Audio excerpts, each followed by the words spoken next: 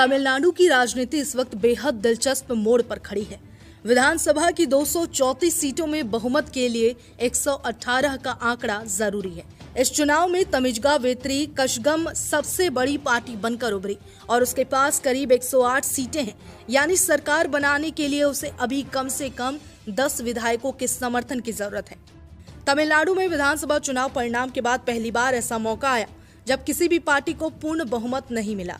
पहली बार चुनाव लड़ रही थलपति विजय की पार्टी टीवीके ने चमत्कार करते हुए डीएमके को 59, एआईडीएमके को 47 के आंकड़े पर रोक दिया। 108 सीटें जीतकर टीवीके सरकार बनाने की आधी अधूरी स्थिति में पहुंच गई। 234 सदस्यों वाली विधानसभा में बहुमत का आंकड़ा 118 है।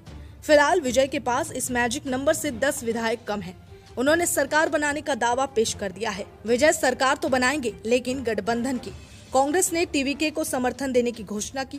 आलम यह है कि विजय का हाथ थामने के लिए कांग्रेस डीएमके से गठबंधन तोड़ चुकी है और एआईडीएमके में भी बगावत हो रही है। तमिलनाडु में विजय 7 मई को शपथ ले सकते हैं। चुनावी नतीजों के बाद पार्टी प्रमुख विजय थलापति ने चेन्नई में अपने जीते हुए विधायकों की बैठक बुलाई। सभी विधायकों को महाबलीपुरम के एक होटल में शिफ्ट किया गया ताकि किसी तरह के टूट फूट या दबाव की स्थिति से बचा जा सके। पार्टी ने राज्यपाल को पत्र लिखकर सरकार बनाने का दावा भी पेश कर दिया है और कहा है कि सबसे बड़ी पार्टी होने के नाते उन्हें मौका मिलना चाहिए। अब पूरा खेल नंबर गेम का है।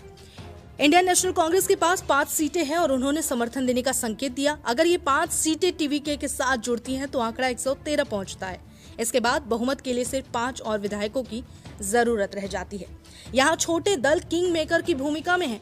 वीसीके के पास 2 सीटें हैं, सीपीआई के पास 2, सीपीएम के पास 2, आईयूएमएल के पास 2 और डीएमडीके के पास 1। अगर इनमें से कुछ दल साथ आ जाते हैं तो टीवीके आसानी से 118 का आंकड़ा पार कर सकती है। लेकिन दिक्कत ये भी है कि ये ज्यादातर पार्टियां पहले द्रविड़ मुन्नेत्र कशगम के साथ गठबंधन में थी, इसलिए उनका रुख अभी साफ नहीं है। दूसरी तरफ अन्य द्रमुक के पास करीब 47 सीटें हैं। खबर है कि पार्टी के करीब 30 विधायक बगावत के मूड में हैं और टीवीके को समर्थन देने के लिए तैयार हो सकते हैं। अगर ऐसा होता है तो विजय की सरकार आराम से बहुमत पार कर जाएगी।